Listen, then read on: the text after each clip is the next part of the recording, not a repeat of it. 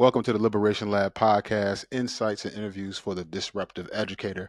I'm honored to have my sis on. I'm going to let her introduce herself. Why don't you tell people who you are, what you do, and why you do it? My name is Myisha T. I'm an author, a co-thinker, um, a guide, a facilitator of healing, um, and I do it. I work with individuals to help them liberate themselves from systems of domination while empowering them to cultivate interdependent community across the global majority and beyond. So we've been rocking with each other for a while now, hmm Aisha, and putting all my cards on the table. This season of the podcast is centered on healing and humanity, and hmm part of the reason that I'm doing that and want to do that is because I believe those two things are uh, systematically removed from the educational experience. That is, our Wow. teachers must come in and perform regardless of where they are, regardless of what they feel, regardless of what they're experiencing. Our students must come in and perform because ultimately our funding, capitalism, is tied to how well we perform despite our humanity. hmm And on top of that, we exist in the space that will tell us to come out and, as educators, as principals, as district leaders, whatever role we're in, to step into the school and shut everything down and just go. And I'm like, well, when do we stop being human? When do we stop needing to heal from our trauma so we don't replicate them on our students and those that we serve? And Absolutely. so that's my heart. But for folks who aren't familiar with you and the work that you do, help us understand, how do you define healing? Absolutely. So I would define healing as an active practice of learning and unlearning. Hmm. Essentially, you are looking at yourself and your foreparents, your grandmother, your aunties, your uncles, and you're trying to find out the patterns of behavior that they have and the patterns of behavior that exist within yourself. Once you see those patterns, you begin to unlearn and relearn. It is an imperfect, messy middle practice of moving forward in your life in a way that humanizes yourself and humanizes your relationship to and with others. I would say that's my definition of healing. It is a lifelong practice, almost like martial arts. It's life is practice, life is school. Will Smith has said that. So Hmm. everything is all related to healing. Is not a one and done process, but it's a lifelong practice and an embodiment of unlearning and relearning over and over again. And at the core of it is learning to love yourself so that you can give from a spaciousness and give love to others. That's my long definition of healing. I think all of those things are necessary. I love that you said the messy middle, hmm because um, our the way we've been socialized into perfectionism, hmm to feel like it has to be refined in order to be true, hmm um, to not see the beauty in the mess of hmm healing, that healing has to be linear, and all those other misnomers, right? So which leads me to where I want to call you in and ask you, uh, in your own journey and in your practice as a healer, helping others to learn and unlearn. What are some of the biggest misconceptions folks have about how to begin the process? That it's all in your head. That you have to think like you have to process here. The Mhm. biggest misconception is healing means that I'm going to intellectually understand that I am broken, and now that I know that I'm broken, I'm just going to sit with that. There's no momentum or motion. So here's the thing. There's some science that does say your thoughts create your reality. However, Albert Einstein says, and most scientists, nothing happens until something moves. And so if you're just intellectualizing your healing, just like going to therapy and just, oh, okay, talking about it, but you're not putting in that work, if Mm. you're not actually practicing the hard conversations, if you're not actually practicing setting the boundaries, if you're not actually putting the action behind the intellectualization, that is the issue. Now, people don't put the action behind it because of what you said, perfectionism, That part. right? Hmm. So then you have to go into this practice of, okay, this shit's messy and hard, but I want to be perfect at it. No. You can't be. Yeah. You were socialized. People were socialized to think we can do that, but we can't do that, Bobby. Like it's you have to fail. And in this situation, I'm always saying fail fast, fail your way forward. That is Mm, healing. Healing is just repetitive failure over and over again. yeah. It's failing and failing and failing again because you get to a place where you learn to love yourself. See, when a person really loves themselves, Hmm. like, and it's not a perfect love. It's love is even messy. But when you practice love, you can no longer worry about being perfect because true love is not connected to perfectionism. Mm, Love understands I must fail. Love understands that I have to feel it in my head, my heart, and my hands. Love has no motive, right? I'm going into love now, but um, we wrestle. That's what my number one issue actually is with all folks across racial difference is perfectionism mm, because they're not willing to go against, they're not willing to, intellectually they know, but no one wants to make a move. yeah. So how Yeah. can you expect to heal because you're allowing your perfectionism to not let you make that move and take that risk? I heard someone say that when it comes to the knowing and doing, like we're always 18 inches away from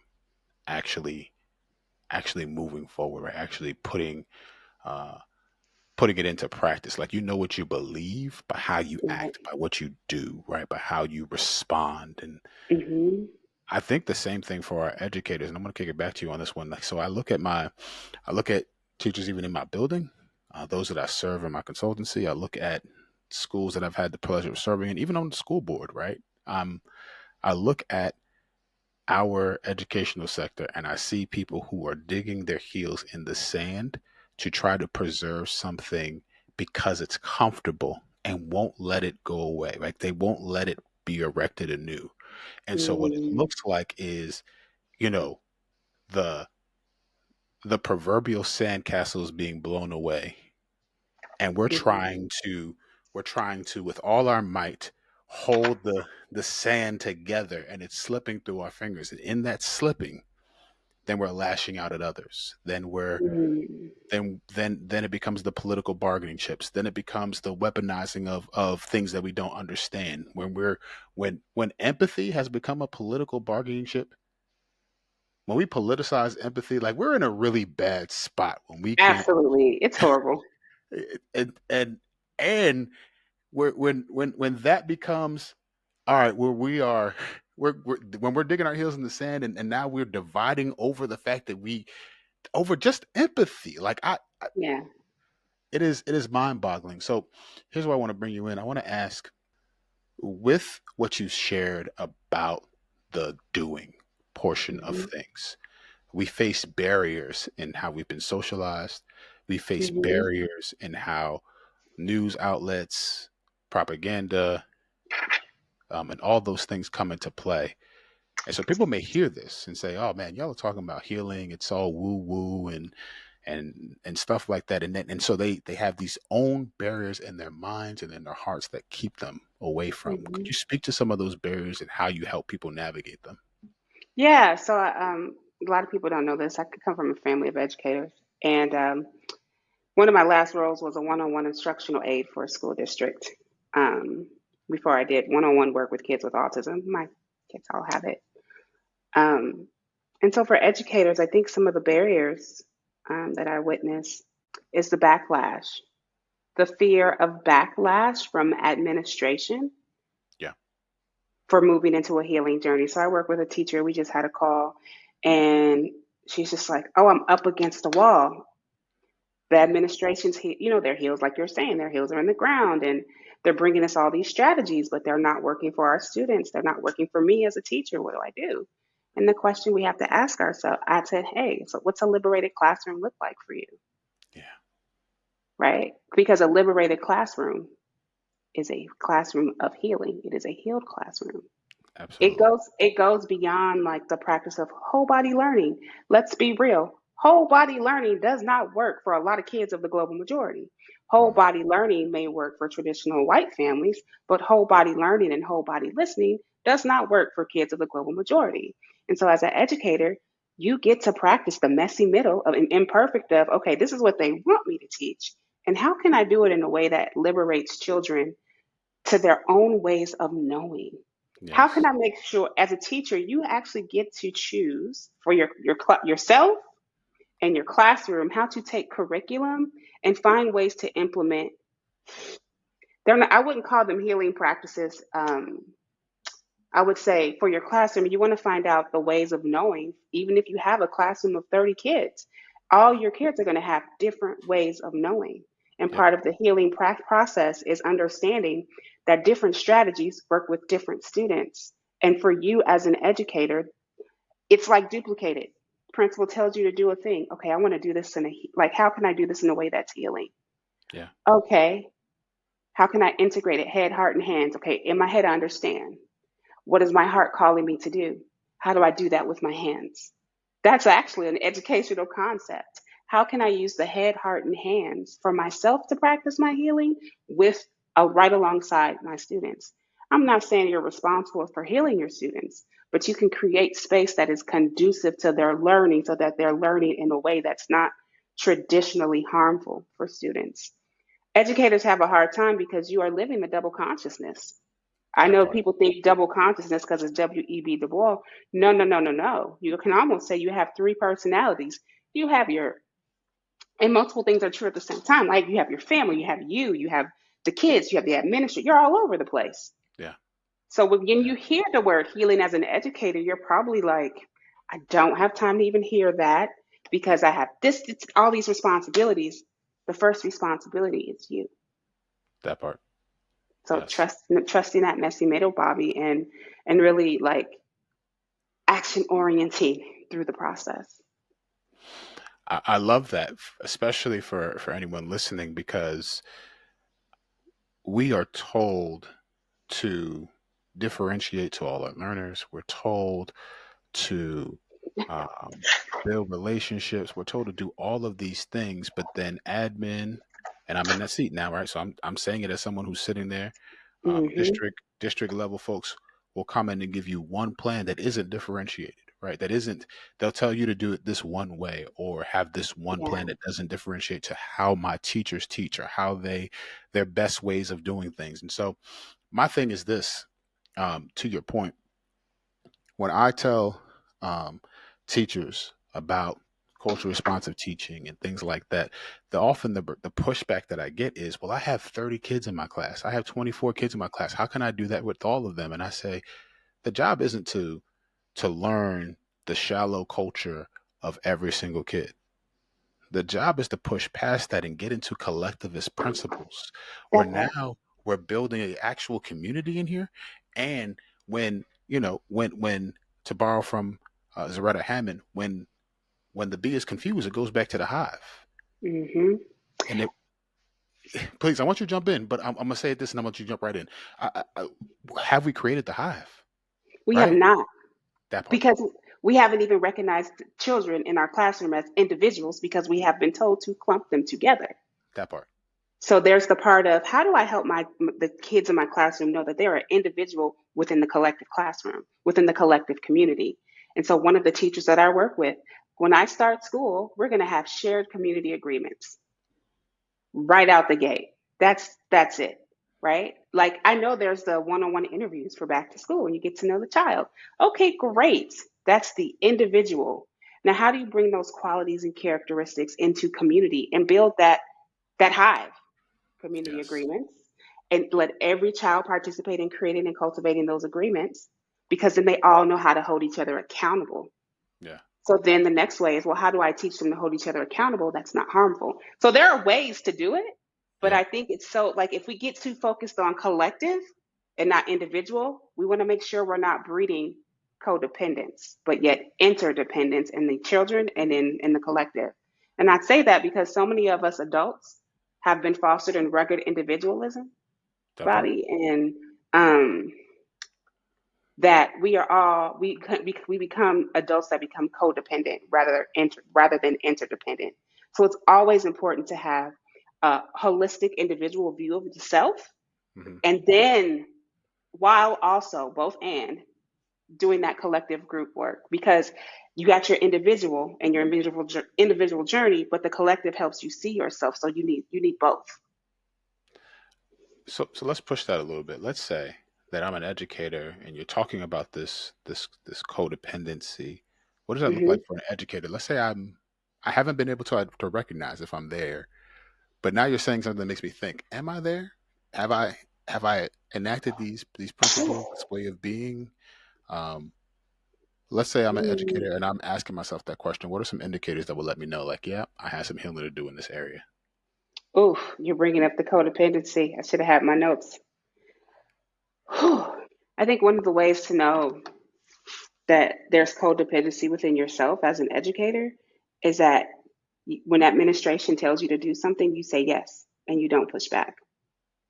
You never push back. Mm-hmm. And I don't even want to say push back.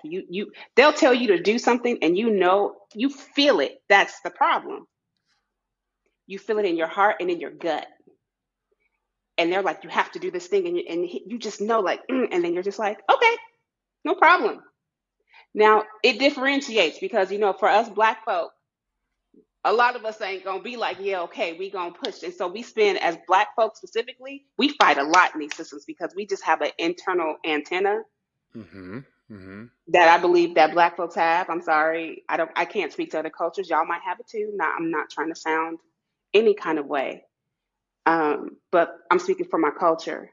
But if you are people pleasing with administration, Mm-hmm. if you are not speaking up for yourself when you know administration is doing something wrong, or if you know they're doing something wrong and then you're just going to gossip with other teachers, but y'all not making no solutions, you're codependent.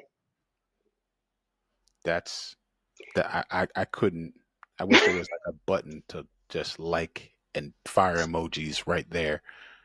I exist in a space where I am trying to heal systemically, if you will. Hmm. And I sit down with particularly my team, right? So I'm on seventh grade and I sit down with my team and I'm like, all right, we need to come up with some core agreements here. How are we Hmm. going to choose to interact with each other? And I Hmm. mean, I want these for all of us. Like I'm going to live and abide by these things that we all agree to. So I don't want you to see, like, yeah, my role is I'm the assistant principal, but Right. that doesn't make you any less human than me, or your expertise isn't needed here, or because I have a certain title, everything flows down. No, like there's a part we all have to play, and I want to lean in on the community, and so I'll do those things, and we'll talk about them. And I said, listen, I want this space, this community that we're building, I want it to be easier for you to talk with me Hmm. than to talk about me. And yet and still we find that it's so much easier. I won't say easier, but it's habit for a Yeah. lot of educators to go back to, I don't know about that, and then go gossip in the teacher lounge or go talk Hmm. about kids and it always comes out. Like it always finds its way back. Like people know, Yeah. but I think until people see that, I preached a sermon once. I've many iterations of Myisha T Hill, instructional aid, preacher, teacher, um, about complaining and how yeah. complaining is, at that part I said it's an attention seeking behavior. If I repreach the sermon, I would say it's a connection seeking behavior. The Hmm. problem with gossip is that if until someone says to you, I understand how you feel, what is your proposed solution? What is the request you want to make of that person? The cycle continues, Yeah. which is why when I work with teams and organizations, I talk to them about using courageous conversations. I rename it, but it's essentially nonviolent communication, Yeah. because it teaches you to be able to have a team and speak where the team is learning the process of observations, feelings, sensations in the body, needs, and making clear requests. It sounds robotic, but it becomes naturalized over time. Right. But then also, if your team, you sound like Bobby that you're trying to build this community of care, and folks are so used to not being cared for Hmm. that again, it's easier to run away from what could be a possibility of community Yeah. in the workplace with other educators. Yeah. Yeah, and it's paradigm shifting, Hmm. right? It is it is revolutionary in the sense that, like, even to the point where I'm supposed to do X amount of observations focused on these criteria. And before I go in their rooms, I would love to huddle and be like, what could this look like in community? Because here are the things that I'm supposed to be coming in to look for. But these things benefit our babies. And some of you are stronger in certain attributes than others. So how can we in community foster a sense in which now we're building each other up in these areas so that Ooh. by the time I come in, we've done the work ahead of time, and now all I'm doing is saying, yes, absolutely, keep going with that. Here's how I want to push you. And now we're growing together versus me coming in this gotcha moment where you haven't lived up to a standard. I don't want standards. I, I just want to just pause you for 1 second because you just Please. said to me, I would love to do Yeah. this. My question to you, my friend, is it possible? What's the possibility of you doing that? Because it sounds like it's in your heart. I feel it as you're speaking it. And Yeah. hopefully everyone who's listening is feeling it. It's like, okay, you have these standards. How do you co-think even before the day of observation? Right. How do we make these standards work? Yeah. Because Well, that's I'm gonna be honest with powerful. you. I'm going for it. Like, I'm just There gonna it do is. it. Just Uh do it. yeah. And And I'm I going to hold think you accountable to it. I know you will. I'm sure I'm gonna get a text message like, "Hey, did you?" Um, and please do, because like for real, and I love that, because I hope people hear and see, like, because one, there's whole humans behind these platforms and all these things that Hmm. people get hung up on. One, and then two, like, even though I'm out here leading in these spaces, I need others to check me lovingly and say, are you doing that? Are you following through? Hey, here's how you probably Hmm. need to refine your thinking, right? And that is how we in community actually move things forward. So yeah, I'm going for it. I'm going to have conversations about it, and then we're going to do it. Um, this is a I season just for put it in me. my phone so There I it can is. remember to check in. It did say Bobby check in. I read that. And to your point, the for me, this year two is going to be a season of pushing, lovingly Yes. pushing us forward, where it isn't. Like the first year I came in, I just want to get to know you. I want to connect. I want you to hear who I am. I want you to build. Cool. We've done that Yeah. now. Now that we've had some face to face conversation, and now that you know where my heart's at, we're going to turn shoulder to shoulder, even though we still are going to have those face to face conversations, and we're going to get to some work together. Like, I our love kids that. deserve it, and we need it. You know what I mean? So, Ooh. absolutely. So that is how you foster healing, though, it in relation to being a teacher, right? It's modeling. What does it mean to want to have a beehive, a collective in the classroom? Yeah. Well, administrators and teachers can't be a collective together, can't co-think, can't co-create agreements, can't humanize each other, can't learn how to see conflict as transformation and not Yeah. drama. Yeah. And it sounds like that's what you're doing it. Like you are creating this change. And I think more educators could be open to what are the practices and processes to navigate perfection so that I can show up whole and human at work, not be Yeah. codependent and not afraid to speak up for myself and Yeah. hold myself accountable to my healing as I'm actually working to trickle that down because kids don't do what you say, they do what they see. That part. That part. So you can preach to the choir, but you know them kids, if they see you dysregulated and frustrated and you got your classroom is gonna be a hot mess All year long. long. And Yeah. you trying to figure out, I can't get these kids to do anything. What's going on in your personal life that you are not healing from, that's showing up for you in the workplace that you are too afraid to pursue? Mm-hmm. Coaching, instructional coaching, personal coaching, and do your Mm-hmm. own personal healing journey.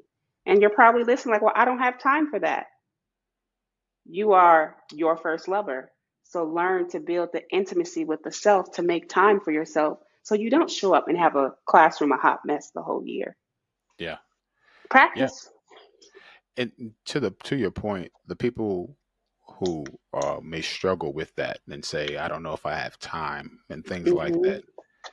Well, I think about it like this. in education, you have time to pull that child into the hallway. You have time to have the conversation. You have Yeah, time to try to check the behavior. You have time to write the discipline referral. You have time to send them out your class. You got time when they come back to try to do it again and send them yeah. back out to your classroom. So if you're making time in all these ways that are not building a return on the investment, then perhaps you have time to do it in a way that's going to benefit you and the surrounding community. Yeah, and it's something else that just fell into my spirit was this idea of educators, right? Like you are under a power, right? You're administrators. Mm, And then if you perceive yourself as the dominator of the classroom, having power over the kids in the classroom, that's not going to cultivate a healed space in the community because mhm. the goal is not to have power over the kids Yeah, or power over the classroom. Like I've seen some recent studies about let's teach kids these teachers how to have power over. No, no, yeah, no. You have the power within, but if you could just see yourself as a guide that you're taking them on a journey, that part. not having power over them, but having power within yourself that flows out, major difference. It's not about having power. It's school is just another duplication of capitalism and oppression. And 100%. it takes one to really want to take the leap to say I don't want to be codependent at work anymore. I want to speak my truth. As we're learning to speak our truth, though, Bobby, always have a solution or offer, have something in the back pocket. Because I remember I'd go to the principal and say, hey, this, and this. Myisha, I see you. I hear you. You're absolutely right. Can you propose a solution to me? One of my solutions was working with one of my teachers, like, maybe when they get dysregulated, I'll teach Zumba for a break, for a brain break. That's a great idea. So rather than just say to my teacher, this classroom's hella like fuck it, they're just, hella, I can't. You know what I'm saying? And this is in East Yeah, Oakland. It was yeah, like, oh, I'm a Zumba instructor. And then that experience went to they were having Zumba for PE. So teachers could have a break so they could ground themselves and their kids would come back grounded because all the energy. So it's that co-thinking and co-creation that also helps with the healing of the classrooms. absolutely.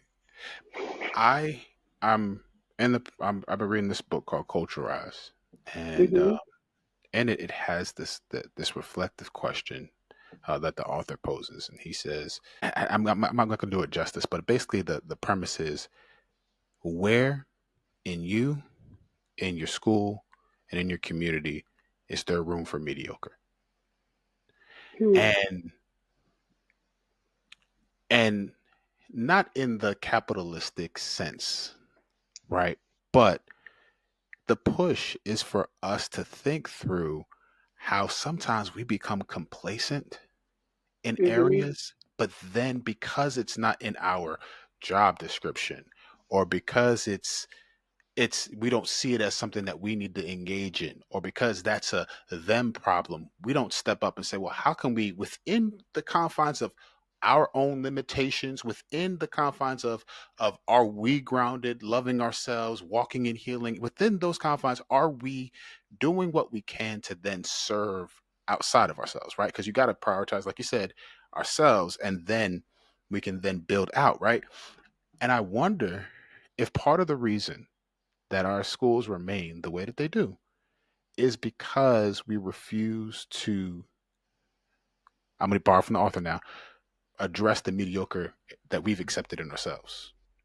Does that make sense? Absolutely. Absolutely. I believe that is why we are all complacent because we feel stuck. Mm, When you look mm, at the history of school and why school was created and yeah, why children actually go to school, yeah, it's to create the next workforce. It's to create the next generation of do as I say, not as I do, don't push back. But guess what? As an educator, you don't push back, right? To your point, you're choosing to be, I'm going to use the word complacency because mediocre is a little loaded for me. You choose to be it is, but thank you. complacent. Yeah, you choose to be complacent. And when you're complacent, you're not going to make a move. You know what I'm saying? And Yeah, so I think once you learn to face yourself and take ownership of your life, that you are responsible. Like once you have the awareness, there's no stopping you. Mm. Once you get past the fear of perfectionism, awareness kicks in and you're like, action. Okay, cool. That didn't work. Here's where you get the glitch though. You try to shift and change. You try to move from complacency and you change and you fail and you're like, okay, I'll just stay the same. Yeah. It's a muscle. Change is a muscle. And all of this is all just behavior change. If we want to change the school system, you would have to abolish what exists because it's not cultivated to create community. It's cultivated to serve imperialist, capitalist, white supremacist, ableist patriarchy. Our school systems are not set up for community participatory based learning. Our school systems are set up for future workers. And once we all realize that and like hear that, it's like, oh, I got to stop being complacent because yes, I want these kids to be future workers, but I don't want them to be obedient. I do want them to be free thinkers. I do want them to choose a career that will work for them. And I'm Mm. sure these babies these days be like, I'm gonna be an influencer. And I'm sitting here like, with AI, ain't nobody gonna be an influencer too much longer. How do we Right. cultivate? We can't be complacent because we need our energy to get these babies ready for what's coming. What's coming? All, And you have to have a level of care, right? mm-hmm, Like mm-hmm, our you exist in a space where because of the privilege of having your particular, profession and whatever have you, that's notched out for you, and I hear teachers say it, and I don't think that they mean it as malicious as it can come off, but it's like I got mine. I got my degree. And I mm. understand why that might be something that you want to say. But I also need us to think about what that communicates because we didn't get ours by ourselves. We had a community of people who believed in us even when we didn't believe in ourselves. We had a community of people like, I grew up and I went down the street and the neighbor could see me doing something wrong. They got on the phone. They called my grandmama. They had permission to get with me. I had a neighbor that popped me one time for doing something I shouldn't have been doing. Then told my grandparents, I went home. You know what happened? I got popped again. You know what I'm saying? And hear me. While that is loaded in the sense of how they dealt with certain things. And we could push and talk about those things at another time. What I'm trying to communicate is there was a community care that said, this isn't acceptable here. And I'm going to push you to be better. Go. Exactly. Yes, tap in. WWF. Here's the thing, as you said that I got mine, you know what that tells Myisha T. Hill? Hmm. Oh, you've crossed the success line of white supremacy. So you've jumped into rugged individualism and you have forgotten your sense of community. Because Yeah. I've crossed the line of what Yeah. success looks like in these social constructs, Yeah. which is why I have to keep telling myself my life is not based on these constructs of success. My value is not tied to constructs of success. Yeah. And I think when we can get over, okay, you crossed the finish line, to your point, you didn't do it alone. But it's easy to forget because America loves the I story. That's Yes. why the self help industry that I am a part of, which is strange, is $1 billion industry Yeah. because, right? It's the I show. Yeah. It's Yeah. the I show. Look what I do. Look what I can Yeah. do. Yeah. Yeah. I mean, we have to, and I say it as much as I can, but like, we got to buy into Ubuntu, right? I am because we are. And the implications of that are such that I am continuing to be because you continue to be, right? Like your progress Absolutely. is my progress. Your Mm-hmm. success is my success. Yep. And when we begin to do that, we can begin to see some things change for real. Yep. Absolutely. I am because you are. Yeah. Um, yeah. The we is always greater than the me. 100%. 100%. So, for folks who are now hearing your brilliance for the first time, Mm-hmm. how can they connect with you, support you, buy your book, buy your book, buy your book? Yes. Heal your way Yeah. forward. It glistens still. The Co-Conspirator Guide to an Antiracist Future. You can buy this book on Bookshop, Amazon, They have them in book Barnes and Nobles. Grab a copy. For folks who don't really know me and my work, though, you can go to myishathill.com and you can learn a little about me and the practice groups that I have. And most people just know me as the face of Check Your Privilege, which at once was an organization known for helping white folks, but not anymore. We are here for the global liberation of all. And so come check me out at myishathill.com or Check Your Privilege. I'm around. Listen, y'all, if anything in this conversation has resonated with you, I need you to support my sis and buy that book. It has personally helped me. We've had many conversations, as you know, Myisha, about the ways in which people might feel like, oh, well, this book is for white folks. Nah, this book is for us. And there's so much in it. You write from a level of you embodied experience that helps us all see ourselves and see the ways in which we've been socialized to believe, and have to unlearn and grow together. So I'm going to commend that to anybody who's listening. Support her, support the CYP crew, my family over there. And so thank you so much for being here, sis. Absolutely. Thank you for having me.